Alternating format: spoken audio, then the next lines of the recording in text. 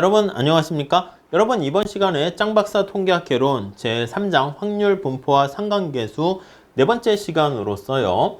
자, 공분상과 상관계수에 대해서 우리가 살펴보도록 할게요. 자, 우리가 앞서 살펴본 것처럼 이제 두 개의 변수가 있다라고 할게요. 근데 두 개의 변수가 독립적이다 그러면 아무런 상관관계가 없게 되는 것이죠. 근데 독립이 아니다 그러면 뭔가 연관이 있습니다. association이라고 표현을 해놨는데요. 그 연관성의 정도가 높을 수도 있고 낮을 수가 있게 됩니다. 자, 그랬을 때 연관성을 우리가 측정하려고 노력을 하게 되는데 그 중에 하나가 이제 코베리언스 해가지고 공분산으로 측정을 하게 되는 것입니다. 그래서 두 변수가 크기가 측정되는 수량 변수 그리고 질적 변수가 아닌 양적인 변수인 경우에 우리가 이걸 가지고 무슨 상관관계가 있는가 그거를 파악할 수가 있게 되는 것이죠.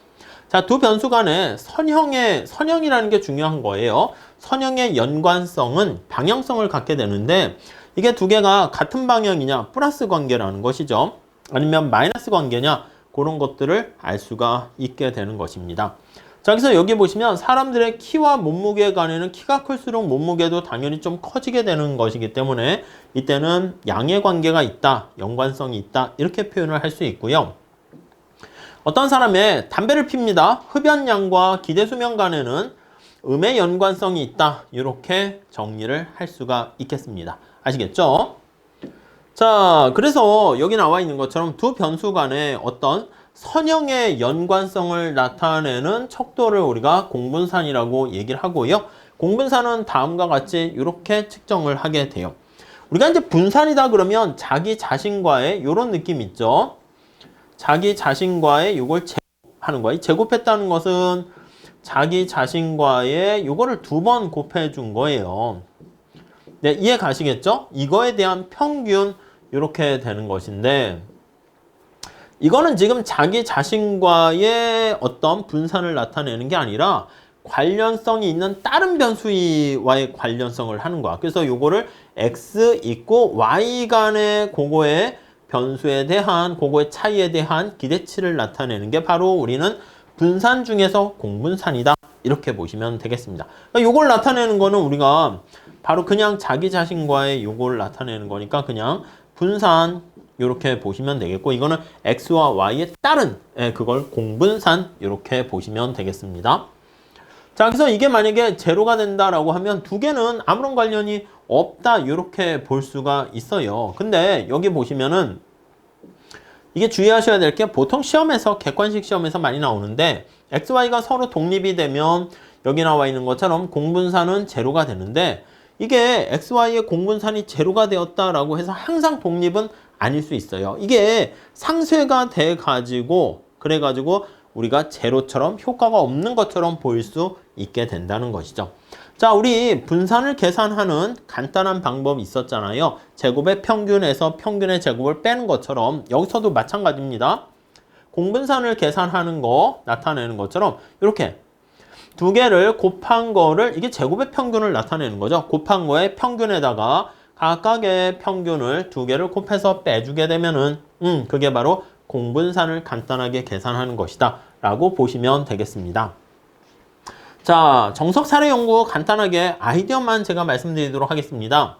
두 이산 확률 변수 XY의 결합 확률 분포표가 다음과 같이 주어져 있어요. XY의 공분산을 구하세요 라고 하면은요.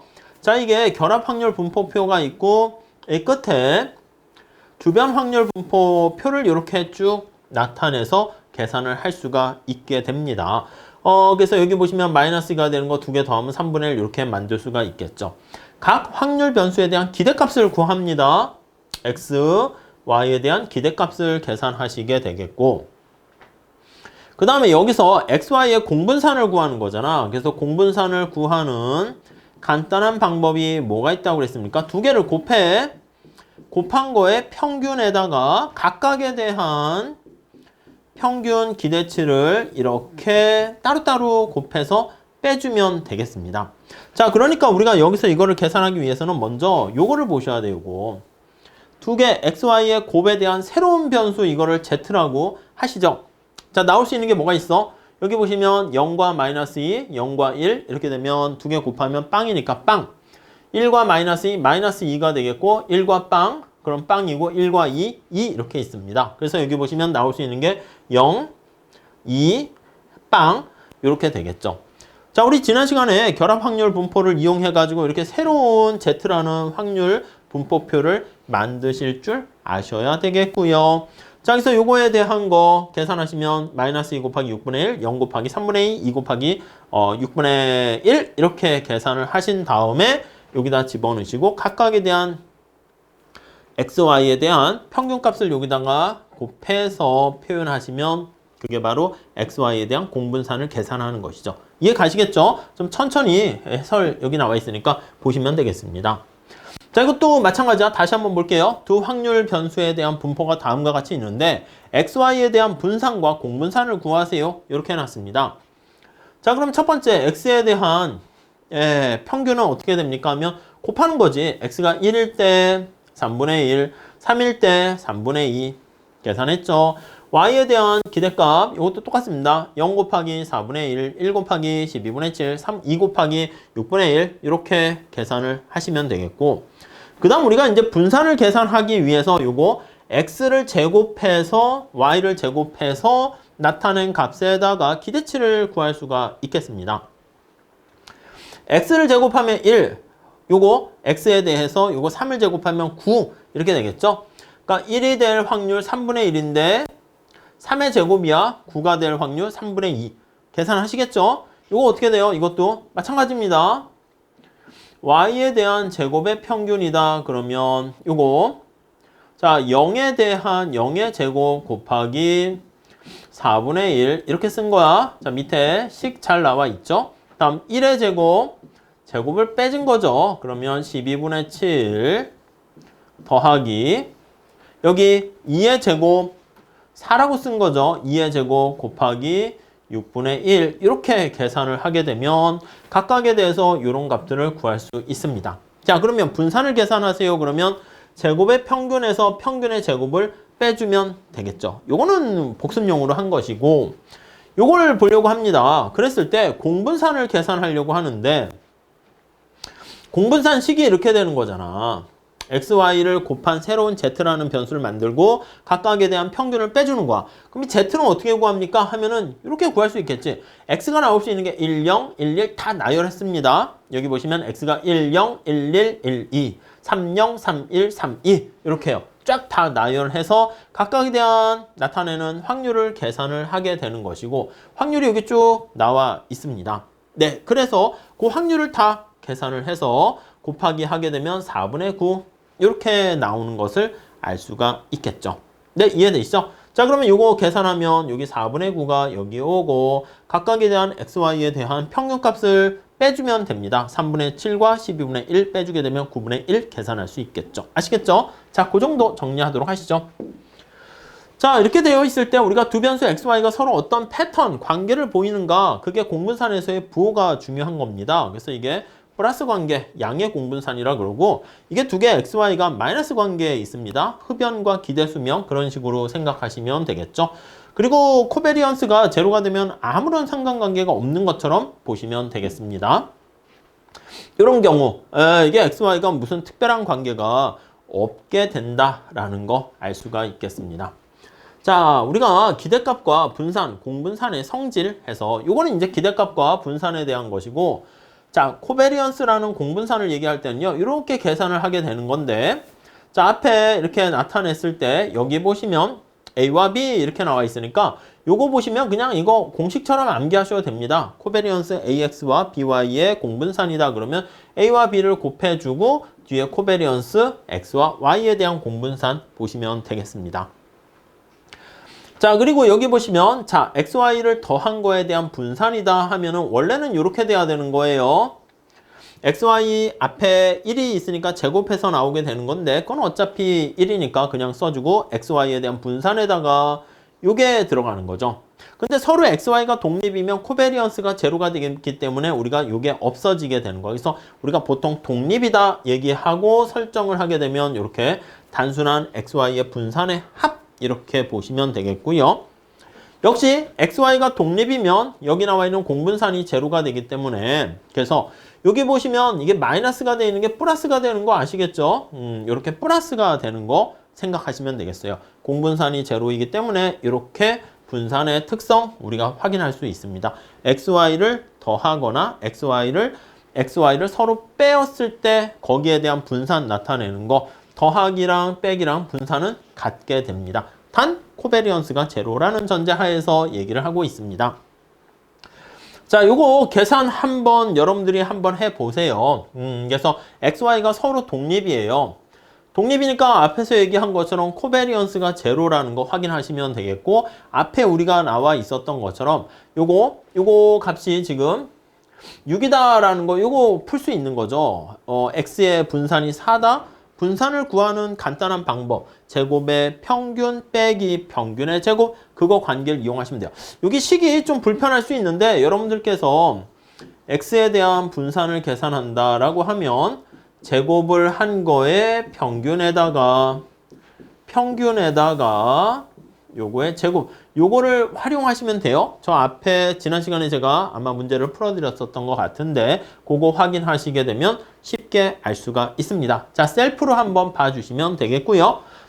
이것도 마찬가지입니다. 서로 독립인 두 확률 변수 xy가 평균이 뮤고 분산이 시그마 제곱인 모집단에서 추출한 어떤 임의의 표본이라고 합시다.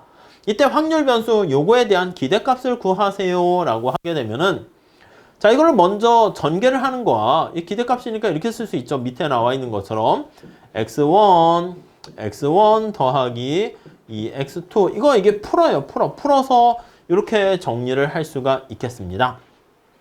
그러니까 첫 번째 우리가 할 거는 x1의 제곱 요거를 활용해야 되는 것이고 x1과 x2의 곱의 기대값 요걸 찾는 것인데 우리가 이제 분산이라는 값 그거를 활용할 수 있겠죠. 그렇기 때문에 여기서 이제 값을 주어주진 않았고요.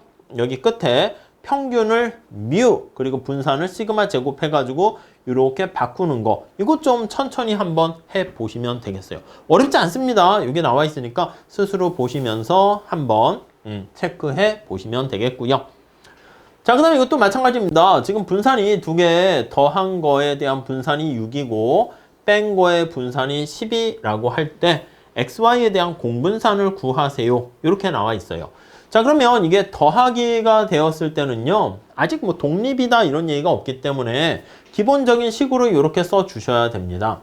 xy의 빼기로 나타내면 이렇게 식을 써 주시면 되겠고요. 자, 그랬을 때 우리가 요거 값을 두 개를 만약에 더해도 되고요. 더하면 이거 공분산할 때 값이 없어지게 되는 거 알 수가 있을 거예요. 이해 가시죠? 자, 그래서 우리가 확률 변수 xy에 대한 공분산 값을 계산을 할 수가 있겠죠.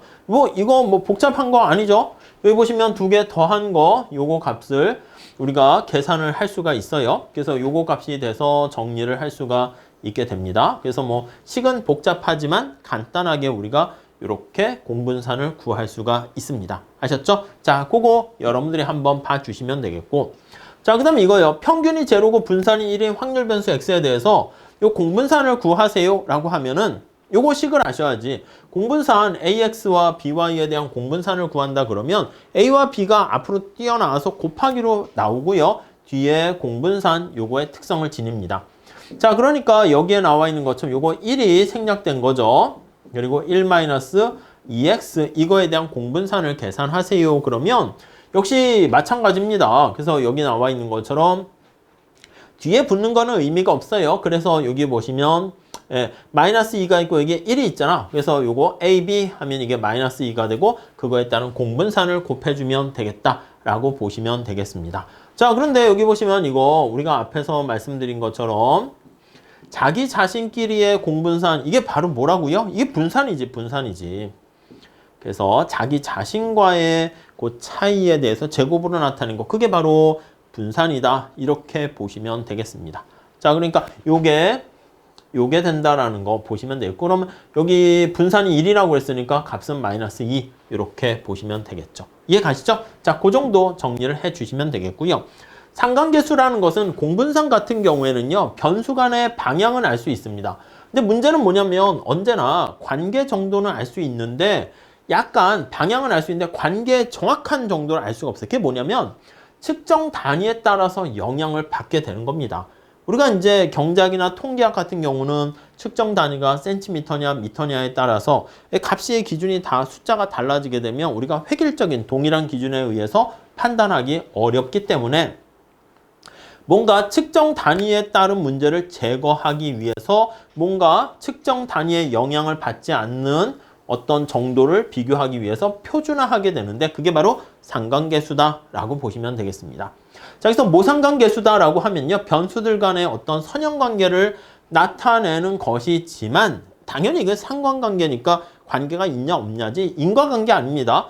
우리가 보통 뒤에 보시면 나중에 회귀분석 같은 거에서는 원인과 결과, 뭐 경제학에서 이제 또 그런 게 관심이 많이 있죠. 근데 여기서는 상관계수니까 관계가 있냐 없냐 그 정도까지만 알 수가 있습니다. 자, 그래서 두 변수, 확률 변수 XY에 대한 상관계수를 우리가 모든 XY에 대해서 코릴레이션이라고 표현을 합니다. 자, 여기 위에 나와 있는 게 어떻게 보면 공분산을 얘기하는 거죠. 이 공분산을 각각에 대한 표준 편차로 나눠준 것을 우리가 상관계수다. 이렇게 보시면 되겠습니다. 자, 그래서 여기 나와 있는 것처럼 상관계수를 구하세요. 코릴레이션 요겁니다. XY의 분산이 각각 16과 25, 공분산이 마이너스 10 이렇게 되어 있을 때 2x 플러스 5와 y-9 사이의 상관계수를 구하세요 하면은 공식을 암기하셔야 됩니다. 그래서 이게 바로 공식이라는 거죠. 두 개에 대한 코베리언스 요거 나타내는 것이고 그 코베리언스 할 때 우리 공식 있잖아. 요거 2 해서 앞으로 나오고 xy에 대한 공분산 값이 여기 마이너스 10으로 주어져 있습니다. 이해되시죠? 밑에는 이게 바로 뭐냐면 그래서 표준 편차로 나눠주는 것이죠. 그래서 이게 제곱으로 나오면서 되는 거니까 이 표준 편차 요거는 제곱하게 되면 y 앞에 1이 있으니까 그냥 1이잖아. 그래서 표준 편차 나타나게 되는 것이고 여기에 나와 있는 분산이 16이니까 표준 편차는 거기 보시면 루트 이렇게 씌우는 걸로 보시면 되겠습니다. 여기도 5 이렇게 되는 거 생각해 보시면 되겠습니다. 아시겠죠? 네, 그렇게 정리하시면 되겠네요. 자, 뭐 그래서 계산하는 거는 어렵지 않은데 우리가 여기 나와 있는 상관계수와 관련한 그리고 공분산과 관련한 그 공식을 머릿속에 잘 탑재해 놓으셔야 되겠습니다. 자, 이것도 마찬가지입니다. 두 확률 변수 XY에 대한 표준 편차가 이렇게 있고 상관계수가 이렇게 0.6이다 라고 할 때요. 자, 요거에 대한 분산값은 어떻게 되겠습니까? 이렇게 나타낸다 할게요. 그럼 이것도 몇 가지 공식을 지지고 볶고 하셔야 돼. 우리가 첫 번째 아셔야 될 게 x-y라는 새로운 확률 변수에 대한 분산이다. 그러면 여기 x의 분산, y의 분산 이거 마이너스 의미 없죠. 제곱되니까. 그리고 여기다 코베리언스 마이너스니까 마이너스 2 해가지고 이렇게 공식처럼 머릿속에 넣어두시면 되겠습니다. 자, 그러니까 이 경우로 적용을 하게 되면 각각에 대한 분산에다가 그리고 마이너스 2에다가 요거 공분산 표현하게 되는 거 알 수가 있게 되는 거죠. 그래서 요거 여기 나오게 됩니다. 이렇게. 자, 그렇게 되니까 요걸 정리를 하시게 되면은 여기에다가 주어진 값을 집어넣으시면 알 수가 있겠습니다. 그래서 이걸 제가 다 풀어드릴 건 아니고 여러분들이 한번 해보시면 되겠네요. 자, 이것도 마찬가지죠. 확률 변수 XY에 대한 상관계수에 대해서 XY가 서로 독립이다. 그렇게 되면은 당연히 코베리언스는 제로가 된다라는 거. 네, 그래서 우리가 피어슨의 표본 상관계수 표현하면 똑같이 당연히 0이 된다라는 거 알 수가 있겠습니다. 아시겠죠? 뭐 나머지 문제들 여러분들이 한번 셀프로 풀어봐 주시면 되겠습니다. 자, 이것도 마찬가지입니다. 확률 변수 XY가 다음 조건을 만족할 때 다음을 계산하세요 라고 하면은 요거 평균 기대값 구하는 거 이렇게 따로 빼주는 거야. 요 마이너스는 들어가는 거죠. 요거 값 이렇게 분해하는 거 보시면 되겠고 분산할 때는 제곱해서 나오는 거 그리고 뒤에 원래 독립이다라는 얘기가 없으면 이것까지 들어오게 되는 거죠. 그러니까 이제 보통은 독립이다라고 해서 이걸 빼기도 하는데 독립이 아니다 그러면 여기 공분산이 주어지잖아. 그거 생각해서 계산하시면 되겠습니다. 자, 여기 보시면 역시 마찬가지로 코베리언스다라고 하면은 요거 계산하는 방법 그대로 공식에 집어넣어서 살펴보시면 되겠고 여기 나와 있는 상관계수 계산한다 그러면 요거 공분산에다가 각각의 표준 편차로 나눠주게 되는 것이죠. 그러니까 이거는 공식 연습하는 거, 공식 제대로 연습, 학습하는 거 우리가 보는 거니까 한번 정리해 주시면 되겠습니다. 자, 그 다음에 여기 보시면은요, 공분상과 상관계수 관련해가지고, 여기 우리가 뒤에 다시 한번 또 얘기할 텐데, 어떤 상관관계가 0과 1 사이에 있게 되면은, 그때 이게 양이잖아. 양의 상관관계고, 마이너스 1과 0 사이에 있으면 음이잖아. 음의 상관관계다. 이렇게 얘기하고요. 0이 되면은 아예 관계가 없다는 것인데, 상관관계가 없다라는 의미라기보다는 관계가 있긴 있는데 그 관계가 주의하셔야 됩니다. 선형의 관계가 아니다라는 것을 의미합니다. 그래서 이제 그래프를 가지고 우리가 얘기를 하게 됩니다. 그래서 우리가 표본 상관계수 아니면 스피어만의 순위 상관계수 뭐 등등등 나타내게 되는 건데요. R이라고 이제 많이 표현하게 됩니다. 표본 상관계수가 되는 것인데 요거 XY에 대한 표본 상관계수다라고 하면 위에 나와 있는 게 공분산하는 그거랑 똑같습니다. 밑에가 각각에 대한 샘플에 대한 얘기를 해서 그런 건데 여기 보시면 표준 편차로 나눠주게 되는 것입니다. 이 표본 상관계수는 당연히 마이너스 1과 1 사이에 있게 되는 것이고 선형, 직선의 관계를 나타내는 겁니다. 자, 여기서 그래프를 가지고 한번 보시면 좋긴 한데요. 네, 여기 나와 있는 거 볼게요. 얘는 약간 플러스 관계에 있어. 그러니까 플러스 값이 되는 것이고 1에 좀 가깝게 되고요. 얘는 마이너스 관계잖아. 그러니까 마이너스 음의 값을 갖게 되는 것이고 선형, 직선에 가깝잖아. 그러니까 이 경우는 마이너스 1에 가까운 그런 선형 관계다. 이렇게 보시면 되겠고 얘는 관계가 없죠. 그러니까 공분산이 제로가 되니까 표본 상관계수도 당연히 제로가 된다. 제로에 가깝다. 이렇게 보시면 되겠습니다. 자, 이거는 우리 책에 나와 있는 빈칸에 집어넣는 얘기인데 여러분들께서 한번 체크해서 봐주시면 되겠습니다. 자, 이거 계산하는 표본 상관계수 계산하는 공식 연습하는 겁니다. 이거 공식을 알고 계셔야 돼요. R이라는 것은 이 공식에 집어넣게 되는 거야. 그러면 여기 나와 있는 값이 분자에 들어가네. 9 이렇게 되고요. 여기 나와 있는 거 다 주어졌죠. 16의 루트, 25의 루트 해가지고 표본 상관계수 R은 0.45 이렇게 계산할 수가 있게 되겠습니다. 자, 이것도 마찬가지예요. 그래서 여기 Z 요거 나와 있는 건데 좀 이게 복잡하시면 우선 넘어가셔도 됩니다. 근데 요 공식에 집어넣어 가지고 계산하는 거 연습하는 것이기 때문에 한번 자 눈여겨서 잘 봐주시면 될 것 같습니다. 아시겠죠? 자, 그렇게 정리를 하도록 하시죠. 자, 이렇게 해가지고요 우리가 이번 시간에 표본 상관계수와 상관관계, 공분산 이런 거에 대해서 살펴봤는데 뭐 기본적으로 여러분들께서 개념이 뭔가 체크를 하시고요. 그 다음에 거기서 유추돼서 나온 공식들이 있잖아요. 그래서 그 공식들을 머릿속에다가 잘 집어넣고 정리하시면 되겠습니다. 아셨죠? 자, 이렇게 정리하시고 다음 시간에 또 같이 공부하도록 하겠습니다. 감사합니다.